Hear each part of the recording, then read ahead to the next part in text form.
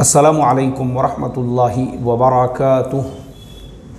मोहतरम भाइयों, बुज़ुर्गों, दोस्तों, ये हमारा इस्लाह मुआशरा का 1239वां सबक है। मोहतरम दोस्तों, बड़े दर्द के साथ आज के सबक की शुरुआत कर रहा हूँ। हाफिज़ वसीम साहब उत्तर प्रदेश ज़िला शामली के एक गाँव के रहने वाले थे। पड़ोस में ही किसी बस्ती में इमामत किया करते थे। मस्जिद वालों ने कहा कि हमारे पास अभी तनख्वाह का इंतज़ाम नहीं है। हाफिज़ साहब वापस अपने वतन लौटे। वतन जब लौटे तो घर की जिम्मेदारियाँ, 6 औलादे हाफिज़ साहब के, 5 लड़के और 1 बेटी। हाफिज़ साहब जो है गुर्बत व इफलास से तंग आकर उन्होंने हालात का मुकाबला नहीं किए और अपने हाथों से अपनी जान ले ली। इन्ना लिल्लाहि व इन्ना इलैहि राजिऊन। ये ख़बर जब पढ़ने के लिए मिली, मोहतरम दोस्तों, इतना गम हुआ मुझे, इतना अफसोस हुआ, चूँकि पिछले चंद दिनों पहले भी हमने एक ख़बर इसी किस्म की सुने थे कि एक हाफिज़ साहब वो रेत उठाने के लिए, बालू उठाने के लिए ट्रैक्टर के ऊपर जा रहे थे और उनके साथ एक ऐसा हादसा पेश आया, ट्रैक्टर या ट्रॉली उनके आंग पे गिर गई और हाफिज़ साहब उसके अंदर शहीद हो गए। इन्ना लिल्लाहि व इन्ना इलैहि राजिऊन। ये जो वाक़ियात है मोहतरम दोस्तों, हुफ़्फ़ाज़ उलामा, हमारे जो उलामा हैं, हुफ़्फ़ाज़ है, हालात से तंग आकर क्यों ऐसी मजबूरियां हो रही है कि एक इमाम साहब को, एक हाफिज़ साहब को अपनी जान अपने हाथों से लेना पड़ रही है। एक हाफिज़ साहब मजबूर होकर हालात से वो काम करने जा रहे हैं जो हाफिज़ साहब का काम नहीं है। रेती उठाना, बालू उठाना, ट्रैक्टर पे जाना, ये एक हाफिज़ साहब का काम नहीं है। लेकिन क्यों इन हालात का वो शिकार हुए, क्यों इन हालात से वो मजबूर हुए, कौन ज़िम्मेदार है इसके लिए? आज जो है मोहतरम दोस्तों, मैं ये जो इसकी वजूहात और इस यानी ये जो वजूहात है, इसके बाद में इसका सॉल्यूशन, इसका हल क्या है, इंशाल्लाह हम आज इसके ऊपर बात करेंगे। देखो, सबसे पहली जो वजह होती है वो ये कि हमारे यहाँ पे मस्जिदों का जो सिस्टम है, तमाम मस्जिदों का मुल्क में, कि हमारी हर मस्जिद के अंदर एक ऐसा ट्रस्ट होना चाहिए जिसमें बस्ती के मुख्तलिफ़ किस्म के लोग हो और हर हफ्ते जो है उनका एक मशवरा हो या हर महीने उनका एक मशवरा हो और मशवरे के अंदर मस्जिद से मुताल्लिक़ जितने भी उमूर है वो उसके अंदर तय पाए और फिर मस्जिद के सदर, सेक्रेटरी वो बदलते रहना चाहिए। ये इस्लामी तरीक़ेकार है ये। अब हमारे यहाँ पे होता ये है कि ना हमारे यहाँ पे मस्जिदों के अंदर, अब चूँकि हम लोग इंडिया में रहते हैं तो मैं आपको बताऊँ इंडिया में कैसा सिस्टम होना चाहिए। इंडिया में हमारे मस्जिदों के ट्रस्ट और कमेटियों का भी वही सिस्टम होना चाहिए जो इंडिया का जो इंडियन कॉन्स्टिट्यूशन वाला सिस्टम है। और वो सिस्टम क्या है इंडिया का?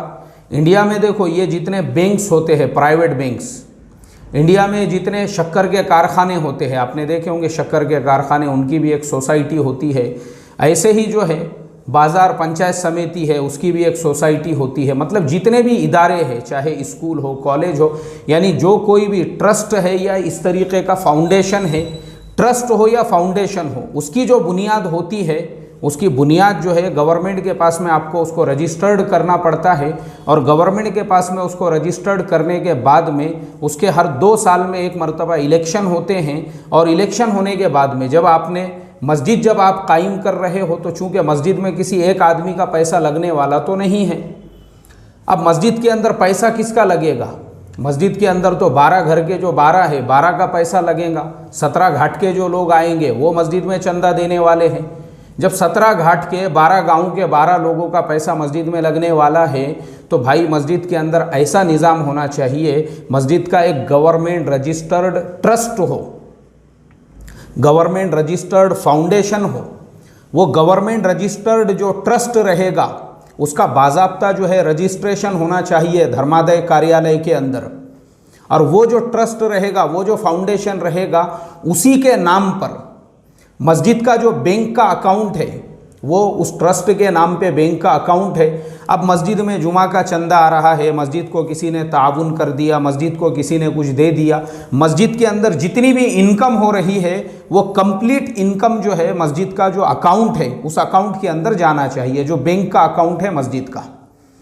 इसलिए कि जब मस्जिद का बैंक का अकाउंट रहेगा, पूरा पेमेंट जब मस्जिद का उस बैंक अकाउंट में जा रहा है तो फिर उसके बाद में जिसको आप तनख्वाह दे रहे हो, चाहे इमाम साहब हो, मुअज्जिन साहब हो, कोई भी हो, उनको कैश के ज़रिए से जो तनख्वाह देने वाला सिस्टम है ये गलत है। ये आपका जब मस्जिद का अकाउंट है, जब मस्जिद का ट्रस्ट है, तो आपने इमाम साहब को, मुअज्जिन साहब को चेक के ज़रिए से तनख्वाह देना चाहिए या ऑनलाइन ट्रांसफ़र करना चाहिए। अब जैसा मैंने अभी आपको मिसाल देकर बताया कि जितने भी ये प्राइवेट इदारे होते हैं, जितनी कंपनियां होती है, जितने कारखाने होते हैं, जितनी भी संस्थाएं होती है, जितने भी ट्रस्ट होते हैं, जितने एजुकेशन यानी कॉलेजेस वगैरह की जो संस्थाएं और ट्रस्ट हो, सब जितने भी है, सबके अपने जो है ना बैंक में अकाउंट होते हैं। उनके पास जो भी ट्रांजैक्शन हो रहा है, आ रहा है, जा रहा है, वो लोग बैंक के थ्रू करते हैं, क्योंकि गवर्नमेंट के को बताने के लिए उनके पास पूरा हिसाब किताब होता है, हमारे पास में क्या आया क्या गया। अब मस्जिदों में क्या होता है, मस्जिदों के अंदर जब हमारे पास एक तो ट्रस्ट गवर्नमेंट रजिस्टर्ड नहीं है, ट्रस्ट नहीं होने की वजह से हमारे पास में जो मस्जिद का निज़ाम है, सिस्टम है, उसका अपना कोई बैंक अकाउंट नहीं है, तो सब मनमानी कारोबार चल रहा है। अब मनमानी कारोबार ऐसा भी चल रहा है कि मेरे पास में यहीं इस्लाह मुआशरा के ऑफिस में एक मस्जिद के सदर साहब आए मसला पूछने के लिए। मैं बोला, बोलो सदर साहब क्या मसला है? बोले, मौलाना मस्जिद को बहुत इनकम है, बोले अपनी मस्जिद के कम से कम 20-25 लाख रुपये मेरे पास में पड़े हुए हैं, मैं लोगों को कर्जा दे सकता क्या? बोले वो पैसे, मतलब वो जो 20-25 लाख इनके पास पड़े हुए हैं, बैंक खोल सकता क्या? बोले मैं उसमें नहीं। मोहल्ले में ऐसे बहुत नौजवान हैं बोले जिनके पास में कारोबार नहीं है, रोज़गार नहीं है, कुछ नहीं है, तो मैं सोच रहा मेरे पास में मस्जिद के 20-25 लाख पड़े हुए हैं, तो मैं जो है लोगों को कारोबार के लिए दूं। अल्लाह हिफाजत फरमाए। मेरे मोहतरम दोस्तों, ये मैं आपको इसलिए बता रहा हूँ, ये सब चीज़ें हमारे यहाँ पे क्यों होती है, खियानतें क्यों होती है मस्जिदों के मालों में, वो इसीलिए तो होती है ना। मुझे आप बताओ ना, कहाँ है हमारे पास में जो हिसाब किताब है, जो हमारा हिसाब किताब एकदम क्लियर होना चाहिए, वो है ही नहीं हमारे पास। क्यों नहीं है? क्योंकि हमारे पास में ट्रस्ट नहीं है, हमारे पास फाउंडेशन नहीं है, वो तो उम्मत के पैसे पे चल रहा है, तो फिर मशवरा वहाँ पे क्यों नहीं है। ऐसे ही मदरसों का निज़ाम, जो हमारे मदारिस के अंदर भी जो मुहतमिम होते हैं मदरसों के, जब मदरसा आवाम के पैसों पे चलता है तो मदरसे का मुहतमिम मरने के बाद उसके बेटे को मुहतमिम बना दिया जाता। क्यों? इसके दादा की मीरास थी वो। अरे मदरसा तो उम्मत के पैसों पे चल रहा है ना, तो जो मस्जिद का मदरसे का ट्रस्ट है उनके अंदर इलेक्शन होना चाहिए, उनकी वोटिंग बाज़ाब्ता डलवाना चाहिए, हर 2 साल में इलेक्शन होना चाहिए, हर 2 साल में, चाहे मस्जिद का ट्रस्ट हो, चाहे मदरसे का ट्रस्ट हो, चाहे हमारा कोई भी तालीमी इदारा हो, 2 साल में। और वो भी इलेक्शन कैसे होंगे? मनमानी तरीके से नहीं। जब आपका ट्रस्ट गवर्नमेंट रजिस्टर्ड है तो आपने जो है इलेक्शन आयोग को, जो इलेक्शन आयोग है उसको जाकर वहाँ एप्लीकेशन देना चाहिए, हमारा ये ट्रस्ट है और हम इलेक्शन कराना चाहते, फिर वो उनके तरीके से आपके यहाँ पर इलेक्शन कराएंगे। ये सिस्टम हमारे यहाँ पे क्यों नहीं है? ये नहीं होने की वजह से हाफिज़ वसीम साहब के जैसे हाफिज़ साहब को और बहुत सारे अइम्मा को और बहुत सारे उलामा को और बहुत सारे मदारिस के असातिज़ा को जो अपनी नौकरियां छोड़ना पड़ रही है, जो बेचारे परेशान हाल है, वो इसी वजह से है। मुझे आप बताओ, मैं आपको लिख कर देता हूँ, लिख कर, अगर किसी को लिख कर चाहिए ना तो मैं आपको जो है ना ये बात ऐसा पेपर के ऊपर जो है ना आपको लिख कर देता हूँ मैं, कि पूरी दुनिया में, मैं खाली इंडिया की बात नहीं कर रहा हूँ, पूरी दुनिया में कोई भी मस्जिद ऐसी नहीं है और कोई भी मदरसा ऐसा नहीं है जिनके पास में इतना फंड और इतने पैसे ना हो जो आराम से बग़ैर चंदे के वो 2-4 साल ना चला सके। क्योंकि मस्जिदों मदरसों के पास में जो फंड होता है, अभी मैं आपको बताऊं, बहुत सारे मदरसे जो परेशान हाल भी रहते हैं, परेशान हाल भी आपने देखे होंगे ना। बहुत सारे मदरसे वाले बोलते हैं भाई हमारे पास खाने को पैसे नहीं हैं, बच्चों को खिलाने को कुछ नहीं है, 6 महीने से असातिज़ा की तनख्वाह नहीं हुई। ये सब बातें इसलिए की जाती है क्योंकि मदरसे को तो अल्लाह ताला आराम से, इत्मीनान से, मदरसे का निज़ाम जो है चंदे के ऊपर, अल्लाह ने उम्मत को इतना दिया है, उम्मत आराम से किसी भी मदरसे को चलाती है और अल्हम्दुलिल्लाह अल्लाह अपने फजल से मदारिस को चलाता है। लेकिन असातिज़ा को 2-2, 3-3 महीने तनख्वाहें इसलिए नहीं मिलती है क्योंकि मदरसे के जो ट्रस्टी होते हैं वो मदरसे के पैसे को इन्वेस्ट करते हैं गलत जगहों पर। मदरसे का पैसा है, चंदे का माल है, प्लॉटिंग का धंधा, प्लॉटिंग के धंधे में लगाओ, बोले लगाओ अपने भी पैसे, मदरसे के भी 1 करोड़ लगा दिए प्लॉटिंग के धंधे में और उस्तादों को 6-6 महीने से तनख्वाह नहीं है। और वो जो बिल्डर था जिसके भरोसे पे लगाए थे, नोटबंदी हो गई, भाग गया वो, किसके 1 करोड़ रुपये गए? इनके बाप के पैसे थे क्या वो 1 करोड़ रुपये? लगाओ मदरसे के पैसे, बिल्डिंग में लगाओ, बिल्डिंग बनाओ। फ्लैट बेचेंगे, बोले मदरसे के पैसे पे बिल्डिंगें बना के फ्लैट बेचेंगे। क्यों? तुम्हारे बाप का पैसा है, तुम्हारे बाप ने, तुम्हारे दादा ने मीरास छोड़ कर गया था। उम्मत का पैसा है, उम्मत के पैसों पे प्लॉटिंग के धंधे करते तुम, उम्मत के पैसों पे बिल्डिंगों के धंधे करते। उस्तादों को 3-3, 6-6 महीने से तनख्वाहें नहीं हैं, और ये हाफिज़ वसीम के जैसे जो है वो ख़ुदकुशियाँ करने के लिए मजबूर है। कौन जिम्मेदार है इसके लिए? इसके लिए हमारा निज़ाम, हमारा सिस्टम जिम्मेदार है। हमारे यहाँ पे अगर ये सिस्टम होगा, मुझे आप बताओ ना मोहतरम दोस्तों, मुझे आप बताइए। अगर मेरी बातें गलत आपको लग रही है तो आप मुझे कमेंट कीजिए, या फिर मुझे मैसेज करके आप बोलिए नहीं मौलाना आपका जो तरीक़ा आप बता रहे कि हर मस्जिद में ट्रस्ट होना चाहिए, कमेटी होना चाहिए, मदरसे में ट्रस्ट कमेटी, और 2 साल में इलेक्शन, और हर एक का बैंक अकाउंट होना चाहिए, उस्तादों को बैंक के थ्रू में जो है तनख्वाहें मिलना चाहिए, ये सिस्टम आपका सही नहीं है। आप बोलो मुझे ऐसा, अगर मैं गलत बोल रहा हूँ तो। मेरे मोहतरम बुजुर्गों दोस्तों, मुझे आप बताओ ना, अगर ये सिस्टम से हम चलाएंगे ना, मैं बोल रहा हूँ ना, किसी भी मस्जिद के इमाम को ना उसको रेती उठाने के लिए जाने की ज़रूरत पड़ेगी, ना उसको हाफिज़ वसीम साहब की तरह से जान लेने की ज़रूरत पड़ेगी। ये सिस्टम हमारे मसाजिद में होना चाहिए, हमारे मदारिस में होना चाहिए। और दूसरी बात, हमारे उलामा, हमारे हुफ़ाज़, जब वो हाफिज़ साहब जो ट्रैक्टर पे गए थे, उनके इंतकाल, उनकी शहादत के बाद मैंने मुस्तकिल 8-10 सबक ये टॉपिक पे दिया हूँ कि हमारे उलामा ने अपने पैरों पे कैसे खड़े रहना चाहिए। हमने भी, क्योंकि ये जो है ना, ये देखो मैं आपको साफ बोलता हूँ, हमारे ज़माने में बहुत सारे लोग बोलते रिश्तेदारों ने ख्याल रखना चाहिए था, अरे रिश्तेदार है, ये है। काय के रिश्तेदार हैं?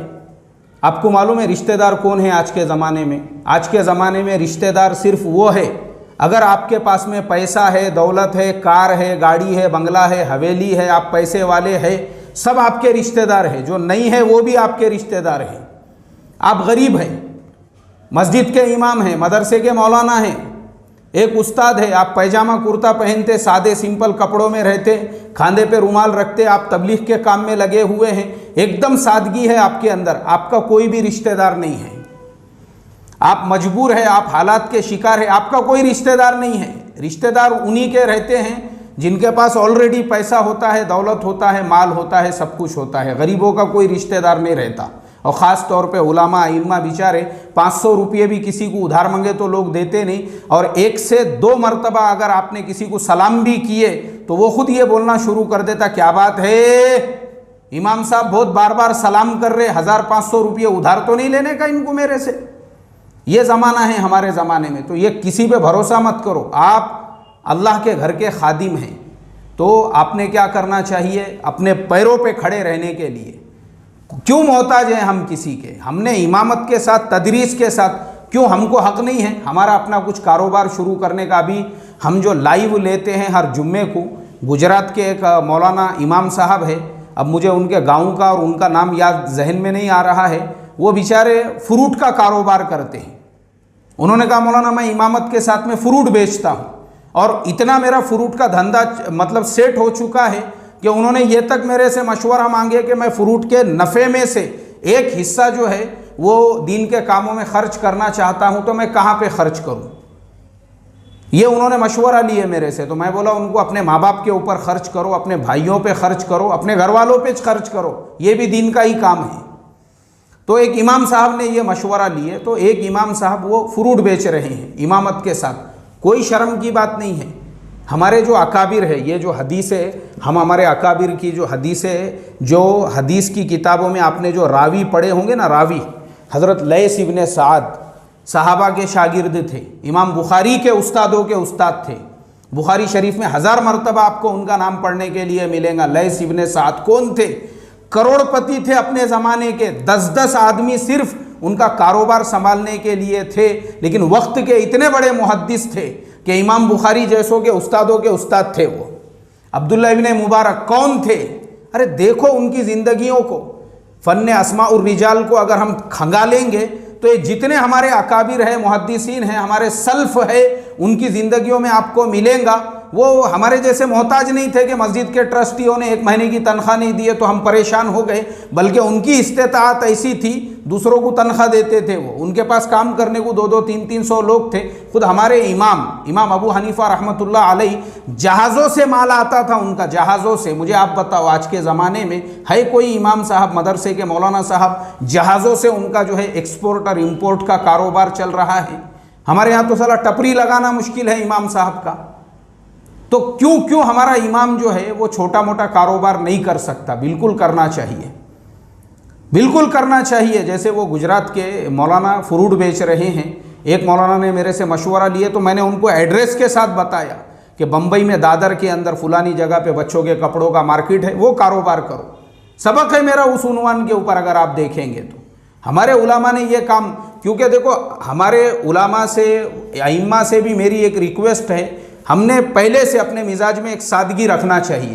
प्रॉब्लम कहाँ होता है, हम लोग जो है ना पहले से ही हमारे अंदर भी एक अकाबिर बनने का, बड़ा बनने का, बुजुर्ग बनने का जब हमको शौक़ होता है तो एक तो पहले तो कड़क इस तरीके हमारे कपड़े होते हैं, उसके ऊपर फिर वो सदरी होती है, सदरी बगैर आस्तीनों की, क्या बोलते हैं उसको, सदरी बोलते हैं शायद, वो होती है। फिर बाज़ लोगों को शेरवानी पहनने की आदत रहती, शेरवानी, हज़रत की शेरवानी, और 250-300 की टोपी है, और एकदम नवाबी मिजाज है, और सलाम करे और मुसाफ़ा करे तो एकदम नज़ाकत के साथ में मुसाफ़ा हो रहा है, दुपट्टा वो रुमाल ओढ़ा हुआ है। तो मुझे आप बताओ ऐसा इंसान कहाँ से फ्रूट का धंधा करेगा? ना वो फ्रूट का कारोबार कर सकता है, ना हालात आने पे ऑटो रिक्शा चला सकता है, ना दूसरा कोई कारोबार। बिल्कुल करना चाहिए, हमने कोई शर्म हया की बात नहीं है। मुझे आप बताओ ना, चलो मेरा सवाल है आपसे, जान देने से ये छोटा मोटा कुछ कारोबार करना बेहतर है या नहीं है?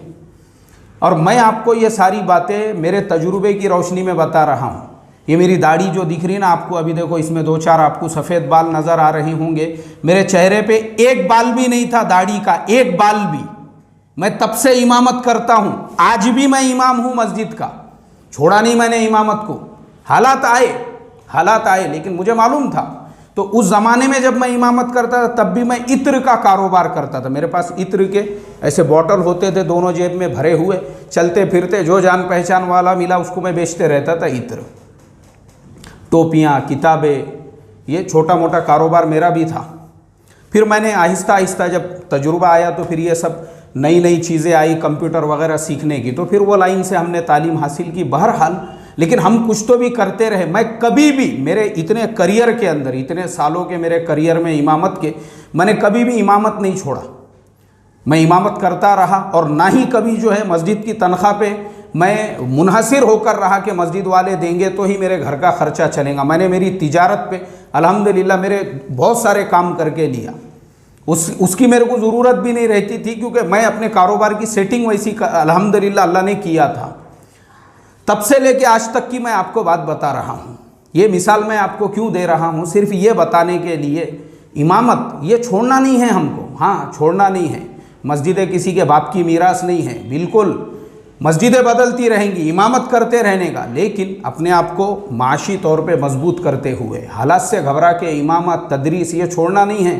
मदरसे किसी के बाप की जागीर नहीं है। जो मदरसों के चौधरी और ज़िम्मेदार भी बन के बैठे हुए हैं, उम्मत के पैसों ने तुमको चौधरी और ज़िम्मेदार बनाया, तुम्हारे बाप दादा की मीरास नहीं है वो।